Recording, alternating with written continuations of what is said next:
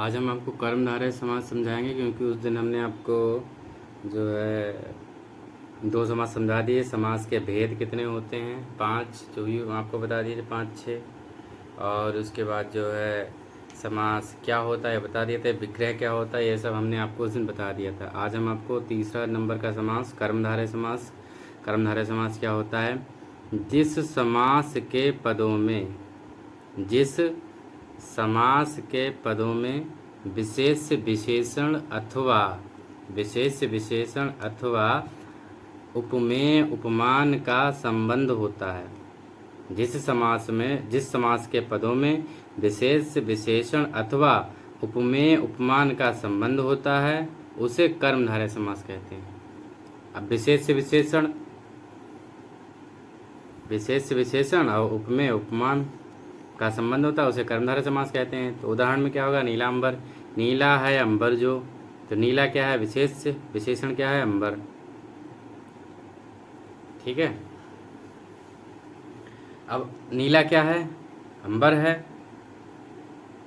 नहीं, नीला क्या है? अंबर है। तो विशेषण क्या हो गया? नीला, और विशेष क्या हो गया? अंबर। ठीक है। पीत सागर, पीत है जो सागर, कुछ भी लिख सकते हो। पीत है सागर जो, या पीत है जो सागर।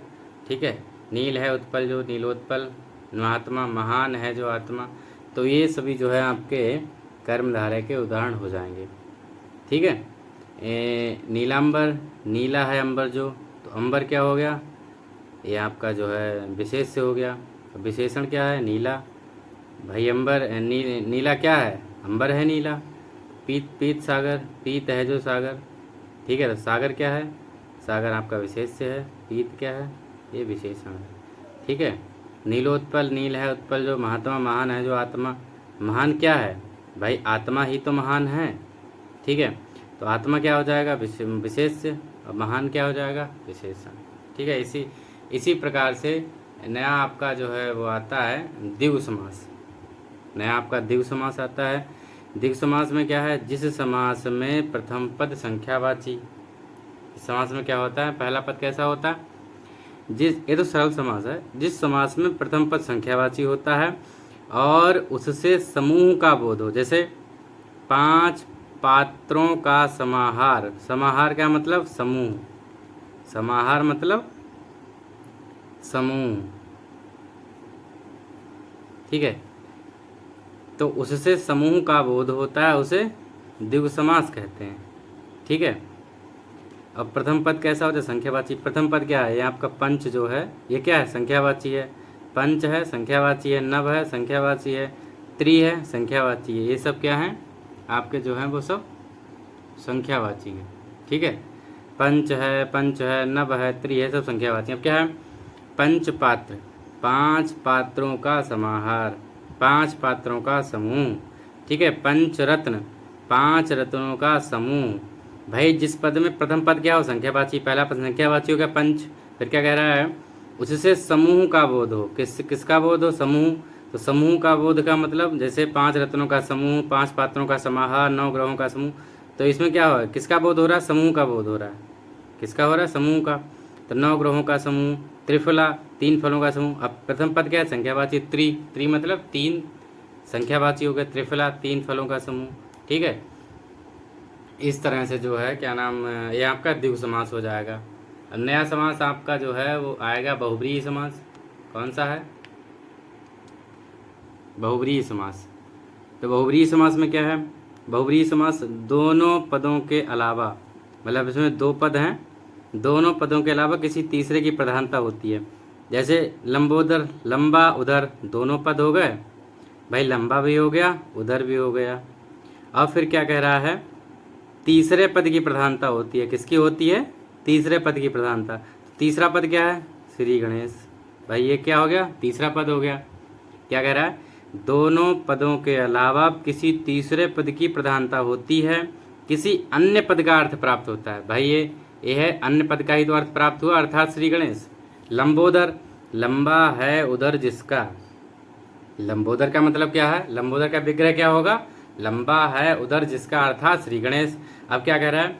दोनों पदों के अलावा, पहला पद हो गया लंबा, दूसरा पद क्या हो गया? उधर। दोनों पदों के अलावा किसी तीसरे पद की प्रधानता, तीसरा पद क्या होगा, श्री गणेश। तो तीसरे पद की प्रधानता होती है, वहां पे क्या होता है, बहुब्रीहि समास होता है। बहुब्रीहि समास के कुछ और उदाहरण देख लो, क्या उदाहरण हो सकते हैं बहुब्रीहि समास के।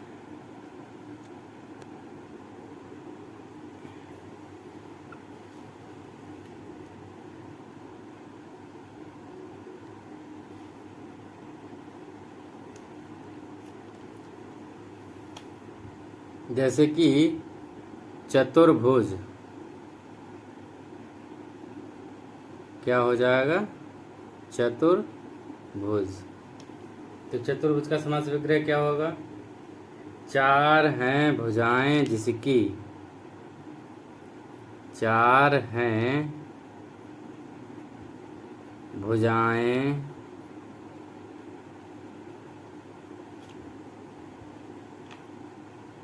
जिसकी,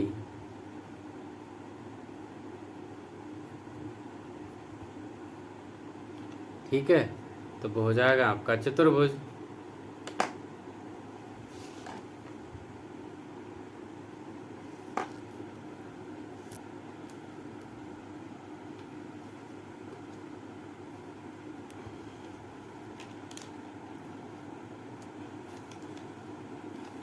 तो ये हो गया आपका चतुर्भुज।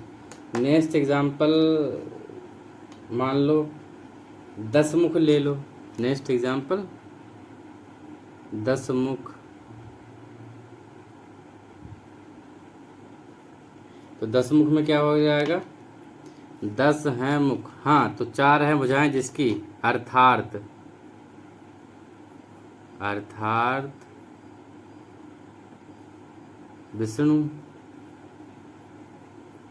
अब क्या हो रहा है, यहाँ पे तीसरे पद की प्रधानता हो रही है भाई, 4 भुजाएं दोनों पद आ गए, और जो विष्णु हैं इनमें तीसरे पद की क्या हो रही है, प्रधानता हो रही है, ठीक है।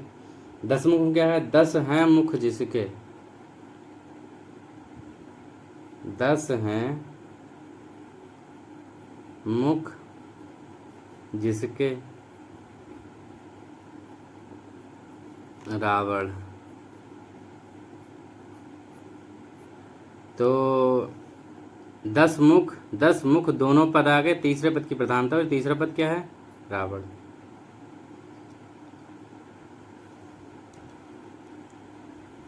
नेक्स्ट मान ले लो चंद्रशेखर, चंद्रशेखर। तो इसका क्या होगा, चंद्र है शिखर पर जिसके, चंद्र है शिखर पर जिसके, अर्थात शिव। तो इस तरह से जो है ये आपका हो गया बहुव्रीहि समास। अब इसके बाद एक समास आपका और बचा हुआ रह गया है,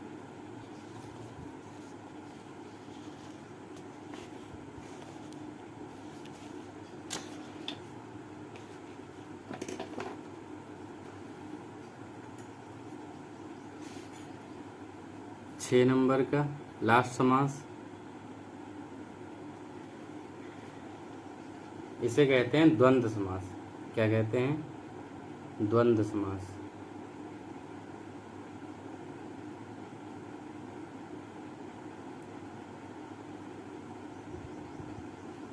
तो द्वंद्व समास का इसकी परिभाषा क्या होगी, इस समास में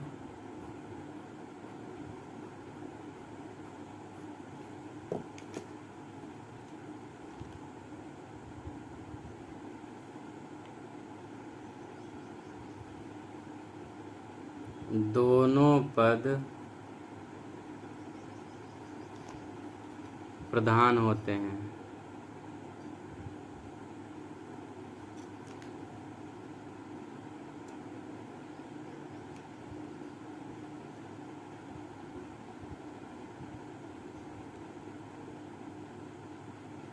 दोनों पद प्रधान हैं,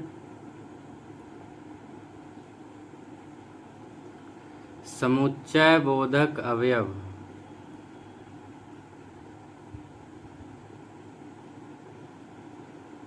समुच्चय बोधक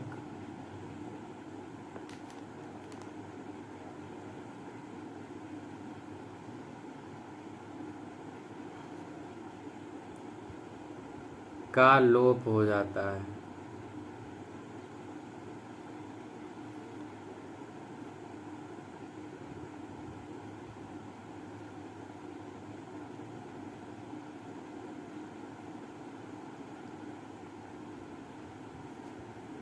तो इसके क्या होंगे उदाहरण?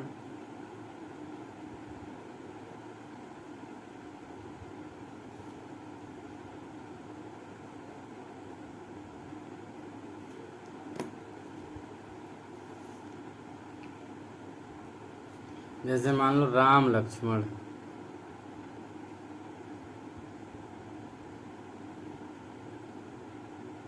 तो इसका क्या विग्रह होगा? राम और लक्ष्मण, राम और लक्ष्मण।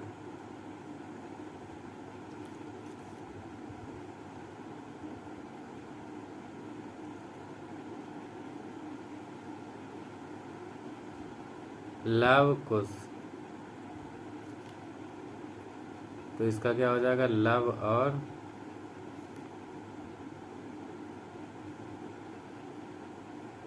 कुश।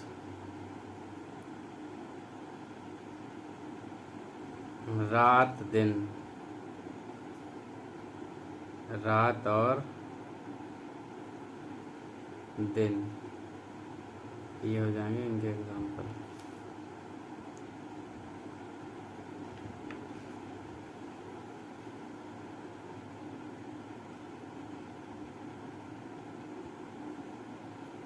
शिव पार्वती,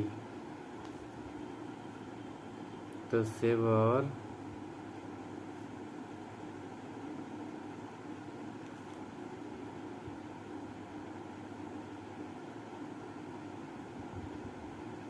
पार्वती।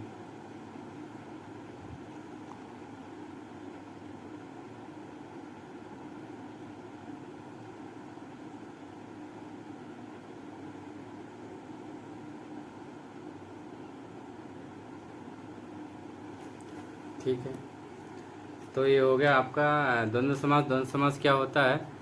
इस समास में दोनों पद प्रधान हैं, या कुछ भी लिख लो, होते हैं, दोनों पद प्रधान होते हैं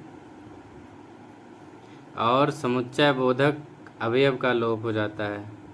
ठीक है, तो इसमें क्या है? दोनों पद प्रधान है, राम भी प्रधान है, लक्ष्मण भी प्रधान है। भाई राम की भी उतनी वैल्यू है, लक्ष्मण की भी उतनी वैल्यू है। लव, लव की भी हो तो कुश की भी उतनी है। तो राम लक्ष्मण, राम और लक्ष्मण, लव कुश, लव और कुश, रात दिन, रात और दिन, शिव पार्वती, शिव और पार्वती। तो इस तरह से जो है आप समास कर सकते हैं, हल कर सकते हैं, समास को समझ सकते हैं। और प्लीज़ चैनल को लाइक, शेयर एंड सब्सक्राइब कर दीजिए और वीडियो को पूरा देखिए, तभी समझ में आएगा समास कैसे होते हैं। समास की ट्रिक हम एक दिन आपको समझा देंगे कि ट्रिक भी क्या होती है समास की। धन्यवाद।